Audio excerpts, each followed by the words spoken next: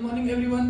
आपके अपने YouTube channel teach commerce में आपका स्वागत करते हैं। जैसा कि हमारा ग्रामर का क्लास चल रहा था, ग्रामर में हम लोग सीख रहे थे active and passive voice. Active and passive voice का इंट्रोगेटिव हो गया था, सिंगल डबल दोनों हो गया था। आज हम देखते हैं इंपरेटिव सेंटेंस।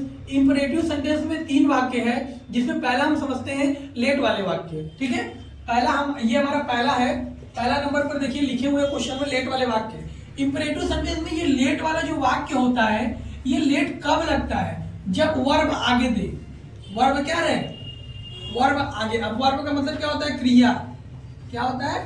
क्रिया। कौन सी क्रिया? जो आप कर रहे हैं, जैसे कर रहे हैं, खा रहे हैं, पी रहे हैं, दौड़ रहे हैं, चल रहे हैं, किसी चीज को चालू कर रहे हैं या बंद कर रहे हैं, ठीक है, या फिर आप किसी का उपहास उड़ा रहे हैं, कुछ भी, ये सब क्रिया, जो भी आप क्रिया कर रहे हैं। जैसे हम पहला क्वेश्चन देखते हैं। अब देखिए लेट वाले वाक्य में बस एक स्ट्रक्चर याद करना है, बाकी सारे क्वेश्चन क्लियर हो जाएंगे। तो यहाँ पर दिया हुआ है रूल, बस एक रूल है, लेट फिर प्लस फिर ऑब्जेक्ट हो जाएगा, फिर प्लस फिर बी हो जाएगा, फिर प्लस वर्ब का थर्ड फॉर्म हो जाएगा, फिर प्लस अदर वर्ड यानी अन्य जो शब्द जो बचे रहेंगे वो सब क्लियर हो जाएंगे। ठीक है, तो देखिएगा पहला क्वेश्चन करते हैं, ओपन द डोर। अभी कैसे पहचानेंगे आप कि ये एक्टिव एंड पैसिव वॉइस में ओपन द डोर दिया हुआ है? ठीक है, हमारा क्या चल रहा है? Active and passive voice. Active and passive voice, ध्यान दीजिएगा। एक्टिव एंड पैसिव वॉइस में कैसे पहचानेंगे कि ये इंपरेटिव सेंटेंस में लेट वाला वाक्य है? तो मैंने बता दिया क्या होगा कि वर्ब जो होता है आगे रहेगा, यानी क्रिया ने जो काम हो रहा है वह आगे रहेगा। तो समझिएगा आपका लेट वाला या वहां पर लेट का नियम लगेगा। तो पहला देखिएगा ओपन द डोर। अब देखिए यहाँ ओपन मतलब क्या? तो खोलना। क्रिया आगे आ गया ना, क्रिया आगे आएगा तो क्या लगेगा? तो लेट वाला फॉर्मूला लगेगा, लेट लगेगा। क्रिया जब आगे आए तभी लेट लगेगा। ठीक है, तो इसको कैसे बनाते हैं? सब ये देखिए नियम है। सबसे पहले लेट उतार देते हैं, उसके बाद ऑब्जेक्ट क्या है? लास्ट वाला ऑब्जेक्ट है ना, तो उसके बाद लेट उतर गया, उसके बाद ऑब्जेक्ट क्या है? The door. क्या लगा देंगे? The door. उसके बाद क्या लगेंगे? स्ट्रक्चर में बी है, पी।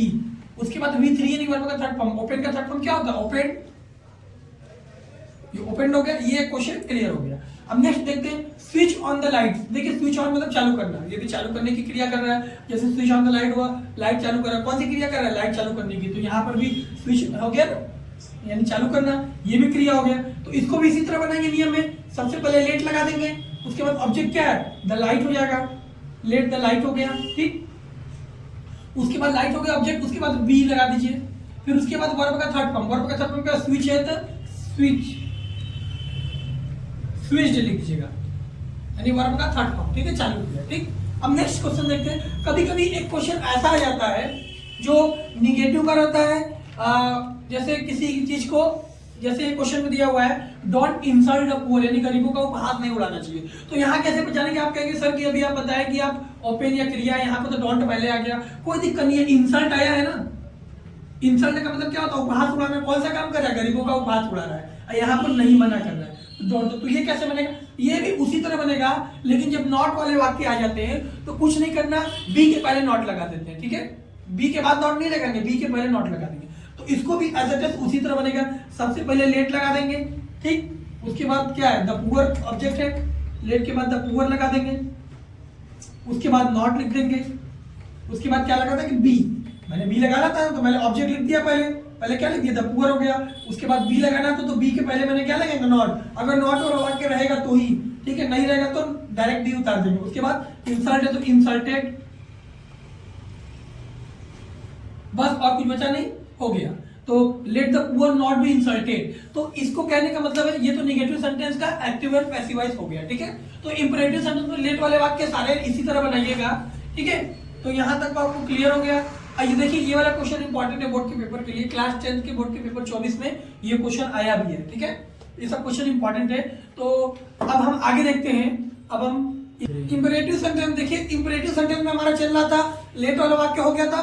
अब जो हमारा दूसरा वाक्य आता है जिसमें प्लीज और काइंडली वाले वाक्य आते हैं। ठीक है, क्या आते हैं? प्लीज और काइंडली वाले वाक्य। तो इसका नियम भी बस एक छोटा सा नियम है, आपको याद हो जाएगा। अगर कहीं पर प्लीज काइंडली मिल जाए तो शुरू में क्या लगा देंगे? You are requested. क्या लगा देंगे? You are requested. अब बाकी प्लीज और काइंडली को क्या कर देंगे? हटा देंगे। अब बाकी जो वाक्य रहेंगे उसको एज इट इज उसके बाद क्या कर देंगे? उतार देंगे। जैसे पहला क्वेश्चन देखते हैं, प्लीज हेल्प मी, मेरी मदद करो, तो प्लीज शब्द को हटा देंगे। प्लीज वाले वाक्य या काइंडली वाले वाक्य है तो क्या लगाएंगे शुरू में? यू आर रिक्वेस्टेड, तो यहां लगा दीजिए यू आर रिक्वेस्टेड, रिक्वेस्टेड हो गया। उसके बाद to, you are requested to, देखिए यहाँ पर टू भूल गए थे हम लगाना, तो यू आर रिक्वेस्टेड टू लगाएंगे, यू आर रिक्वेस्टेड टू। उसके बाद क्या बचा, हेल्प, हेल्प मी। अब आप पूछेंगे कि एक्टिव पैसिव वॉइस में हमेशा वर्ब का थर्ड फॉर्म होता है, और यहाँ पर हेल्प क्यों लगाया, क्योंकि रिक्वेस्ट होता है, रिक्वेस्टेड यहीं पर थर्ड फॉर्म लग गया, तो डबल थर्ड फॉर्म नहीं लगता, ठीक है, इसीलिए यहाँ पर लग गया, ठीक है, इसीलिए यहाँ पर थर्ड फॉर्म हो गया। देखिए please give me a book, यहाँ भी वही करेंगे, प्लीज सबको हटा देंगे, क्या लगाएंगे, यू आर रिक्वेस्टेड, पहले यू आर रिक्वेस्टेड टू लगा देंगे, इतना तो शब्द हटा दिए प्लीज की जगह, बाकी सबको उतार दीजिए। क्या दिया हुआ है, गिव मी अ बुक, हो गया, पुलिस स्टॉप उतार देंगे, ठीक। अब नेक्स्ट देखिए काइंडली वाला क्वेश्चन है, मैंने बोला प्लीज काइंडली कहीं दिखे तो ये नियम लगाएंगे। अब देखिए please kindly post the letter, तो काइंडली को हटा के क्या लगाएंगे, यू आर रिक्वेस्टेड, यू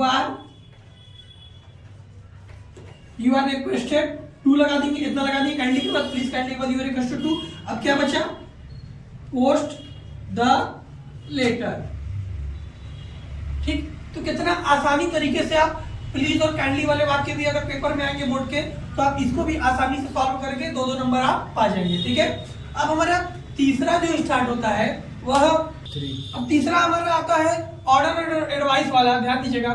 तीसरा ऑर्डर एडवाइस वाला कैसे क्वेश्चन पहचानेंगे आप, ठीक है। ऑर्डर यानी जब आज्ञा देना है, आदेश देना होता है, एडवाइस यानी सलाह देना होता है, तो आपको वाक्य को पढ़ के आपको समझना पड़ेगा कि यहाँ क्या लगेगा, ये ऑर्डर दे रहा है या एडवाइस दे रहा है, ठीक है।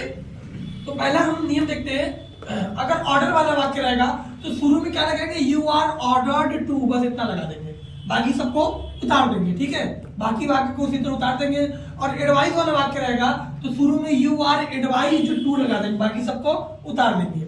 जैसे पहला क्वेश्चन हमारे क्या, सिट डाउन, तो सिट डाउन यानी बैठ जाओ, तो ये तो टीचर एक तरीके से कोई आदेश ही ना दे रहा है, क्योंकि ये आदेश वाला वाक्य है। आपको पढ़ के इसका मीनिंग पहचानना है कि इसका भाव क्या प्रकट हो रहा है, यानी भाव क्या कह रहा है, भाव एक तरीके से ऑर्डर दे रहा है, सिट डाउन, तो क्या लगा देंगे, यू आर ऑर्डर्ड टू, क्या लगा देंगे, यू आर ऑर्डर्ड टू। अब बाकी उतार देंगे, आप क्या उतार देंगे, सिट डाउन, ठीक। अब देखो कम हियर, देखिए कम हियर यहाँ आओ, तो ये भी तो आदेश दे रहा है, क्योंकि शब्द पढ़ने के बाद ही पहचान रहे हैं कि कम हियर यहाँ आओ, तो ये आदेश दे रहा है, तो यहाँ पर भी क्या लगा देंगे, you are ordered, you are ordered to come here, ठीक है। तो ये वाला इंपरेटिव सेंटेंस वाला ये दोनों हो गया।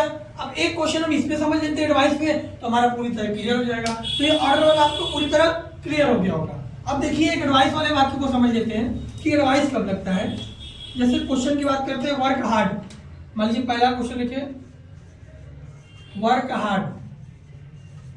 वर्क हार्ड का मतलब क्या होता है, कठिन परिश्रम करो या कठिन परिश्रम करो, तो ये तो एडवाइस दे रहा है आपको, ये तो ऑर्डर देगा नहीं, भाई तुम कठिन परिश्रम करो, या बता रहा है कि आप कठिन परिश्रम करिए।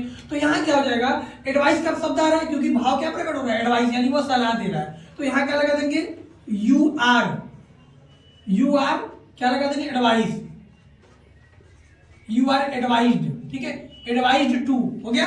अब क्या बचा है, वर्क हार्ड, वर्क हार्ड, ठीक है। तो एक्टिव एंड पैसिव वॉइस मेरा पूरी तरह आज समाप्त हो गया। तो ये इंपेरेटिव सेंटेंस बचा था, इंट्रोगेटिव सब मैंने करा दिया, बस यहीं तक आपके पेपर में आएंगे। अगर एक्टिव पैसिव से कोई क्वेश्चन आएगा तो आप इसको देख लेंगे, तो कोई भी क्वेश्चन को आप आसानी से कर सकते हैं, ठीक है। तो आज तक के लिए इतना ही, तब तक लाइक कीजिए, सब्सक्राइब कीजिए, थैंक्स।